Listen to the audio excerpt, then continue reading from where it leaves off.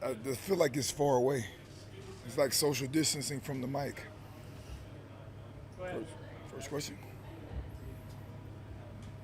What you got your group overall to pick up at the beginning of preseason camp about where they left off against spring ball? Yeah, for the most part, you know, there's always those early, early camp, cobwebs, if you will, that you have to work through. But nevertheless, guys have picked up in a nice way.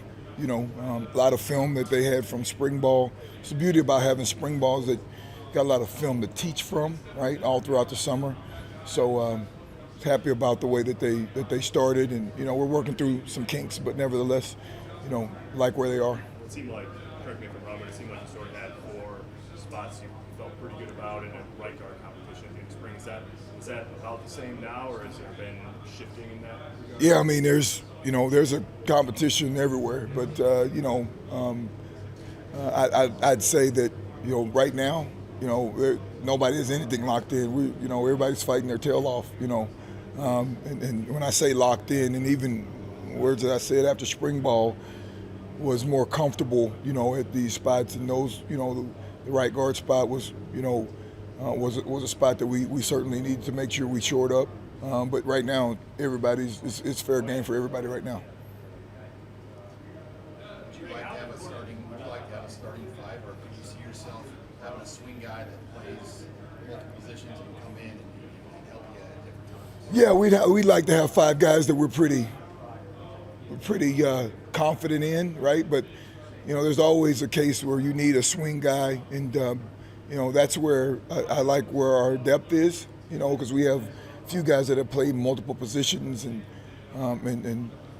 I think that as we continue to shuffle them around, and that's one of the things that we're doing right now is we're shuffling guys around, seeing what else they can play, if you will, especially the guys that are not working with the starting unit, and heck, a couple guys with the starting unit we're shuffling around to get some depth in other areas as well. So, as we approach season, you want to have a good confidence that the guys are, in some cases, asked to do a job that they've done before or they're familiar with.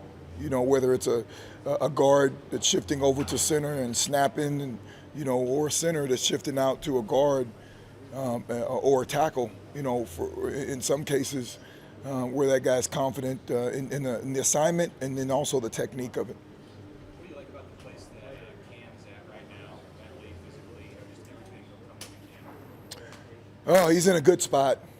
Cam's in a good spot mentally. He's in a good spot physically. He has a good rapport with his quarterback. He's one of our emerging leaders. And when I say emerging, I'm not talking about just doing your job. It's about the guy to the right and to the left of you. That's where we are with him.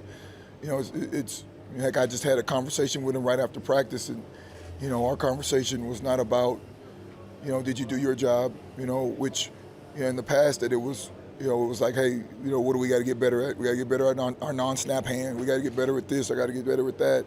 Whereas today's conversation was, you need to hold other guys accountable a little bit more with some of the details. It's not the fact they don't know their job, it's more detail. Keeping those guys dialed in and locked in to what we're trying to get accomplished. And, if you're supposed to step with your right foot on a certain angle, then you got to do it. And there's no wiggle room to that. So that's where the guys are. There's a lot of horizontal leadership going on right now, and I'm proud of where Cam is in terms of his emergence as a big-time horizontal leader for us. Did you get your beef jerky hat yet? Say what? Did you get your beef jerky hat yet? Not yet. I got to get a damn beef jerky shirt that doesn't peel, so I'm on his tail about that.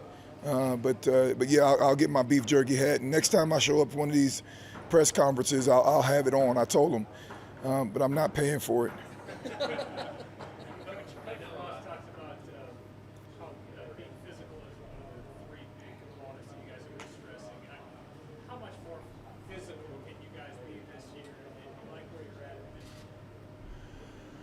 year? Oh man, I don't think that there's a ceiling to being physical. I think you're physical, and then you always are striving to be more physical in some regard. And I think that the standard of physicality continues to elevate every single day, every single play. So it's tweaking the margins. How else can I strike that? How can I be more explosive through my hips? All the fundamental things about being physical that we talk about on a daily basis. We never want to just put our body on a guy. We want to explode and strike a guy. So in some regards, you're talking about physicality, you're talking about consistency. And I think that we're talking about consistency of effort and consistency of the strike mechanics and all the angles that you got to put your body in order to maximize your explosive power. So physicality is a mindset, but the standard is how consistent can I be in terms of being physical, play after play, drive after drive, and that's where we're trying to get to. When Coach Frost talks about being physical, it's about being consistent and having that mindset and that effort. I know Corcoran only started one game last year, but how important was it for him to get a full game on tape, and also how big of a jump do you expect him to make this year? Maybe better. I mean, it was awesome for him to get those first game jitters out, now that he's been through that. When we talk about a jump, the biggest thing, and we say this word jump, but again, going back to consistency, going back to knowing what you're doing, going back to confidence, those are the things that you're looking at for a guy like him that can put his feet in the ground, and now the game is a little bit slower to him. And that's the value in getting that first start, is that, there's all the things that come along with your first start. It's your first start, so it's sentimental value, and mom and dad are there. And it's just like all the things that really don't pertain to football that naturally creep into your brain because it's your first one. We've gotten over that hump, so now he has an opportunity to really dial it in to what he's supposed to be doing and being confident in what he's doing, and he's another emerging leader for us as well. The jump that Vando and Superman made this offseason, if that's what you saw, seemed to be in the spring. How important is that for right now? Just your depth and your rotation and everything that you're asking these guys to do. Ultra important. I mean, those are guys we're going to depend on this year. So those guys being available and those guys being productive, it's huge for us. Those guys know you're going to be depended on, and those guys have been as resilient and have persevered their tails off since they've been here, and they're getting everything that they deserve, that they've earned, that they've worked for. So kudos to those guys, and those guys are in there every day working their tails off. What have you seen from him and the way he's handled himself as a true freshman? He's a mature kid. Henry came in as a mid-year guy, and he's always been mature. Heck, Henry was recruiting our class when he was committed. He was committed for a long time, and as mature a guy that you're going to come across. And one thing about him is that every single day he gets better at something. And that's what you look for. As an offensive line coach, man, there's so many things, there's so many variables, there's so many, you got pass, you got run, you got all these plays, and et cetera. Well, he's a guy that's going to work on one thing and make sure that he makes progress at that one thing. And then he's just going to move on. And he does it with such a blue head. I've talked in these press conferences about redhead, blue head. He's a kid that's going to keep even keel. He's going to take coaching, and he's a very coachable kid. You talk about a guy being mature and coachable, that's what you're looking for a young guy. As opposed to some of these young guys, when they come in and, they were the dude, they were the guy where they came from. And, he's as humble and mature a kid as I've been around. And, he's certainly a strong kid. So the sky's the limit for him. He's just going to continue to get better. Coach who? I'm sorry? Okay, I'm sorry. Yep. You guys look different, just coming back from the offseason. That's how they put a lot of work in. Do you see that as well? Absolutely. Coach Duval and Andrew Strop and those guys in the weight room have done an amazing job with these kids. They have their routine by which You know, they work the guys out over the summer, and even from spring ball throughout summer, as we head in the fall, you know, guys' body weights are down. You know, I'm sorry, their lean muscle mass is up, their body fat is down. Let me make sure I made that right.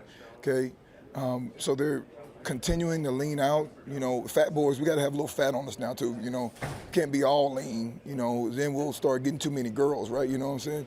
But anyway, that was a joke. Y'all can laugh. But anyway, so no, they came back over summer and leaner and moving more efficient than, you know, when we had them in spring ball. And you know, so again, those guys in the weight room working their tails off. And again, it's going back to the guys. Always got to take it back to the guys. The guys in the weight room, they don't allow guys to miss sets. They don't allow guys to, you know, you go in there and it's like going to practice. You know, there's a certain mindset that you take with you when you go in there. So there's a standard, so attack the standard day by day. Hey Greg, real quick, can you just describe, you're talking about that horizontal leadership in the position group. How would you describe where that is in the O-line? It seems like you've got, you know, seniors rooming with freshmen, and there's a lot of, you know, mentoring going on. How valuable is that, you know, as a guy maybe going through that yourself, you know, and bringing along young players, especially for that position? Yeah, it's big. It's huge. You know, if you got a group of upperclassmen, if you will, that really care about the program and care about the position like our guys do, man, I mean, I go to practice now. I know Ethan's standing right there, but, you know, he knows it. Like, you know, you take the wrong step, you got your hands in the wrong spot. I damn near can't even get a word in. You guys all right? You got it. I'm like, can I coach them, please? Like, you know, but it's awesome because, you know, those guys are on top of the young guys. They're coaching each other. Like, they're determined to make sure that we're successful, that we know what we're doing and we're detailed, you know. And even for me, it's awesome because they make me better. You know, they'll ask me a question, and, you know, one of the things about me is, you know, I don't have all the answers. I tell them right now, I don't have all the answers, but the answers I have, I know, right? But, you know, from time to time, you know, something can be tweaked. They're going to ask me a question like, hey, Coach, what do you think about doing this? And that's all leadership. That's all having confidence that, hey, we're all on the same page, fighting and moving in the same direction. You know, so just as much as those guys are coaching the young guys and coaching each other up, you know, iron sharpens iron. You know, I say it all the time to the boys. You know, as you guys hold each other accountable, you hold me accountable, I hold you accountable, and then, you know, we go from there. But talk about the vertical leadership versus horizontal leadership. You know, for a long time, even around here, it was vertical leadership. It was, you know, coach, player. You know, whereas when the players are coaching themselves and holding themselves accountable, now you're talking about horizontal leadership. And now you're talking about guys not only coaching, but also guys receiving, because that's the biggest part about it. There's always guys going to hold somebody accountable, but if you're giving the attitude like, man, screw you, right? Or if you're saying, thank you, I appreciate it. If you want to be coached, that's when horizontal leadership really, really makes a difference. Thanks, guys. Appreciate it.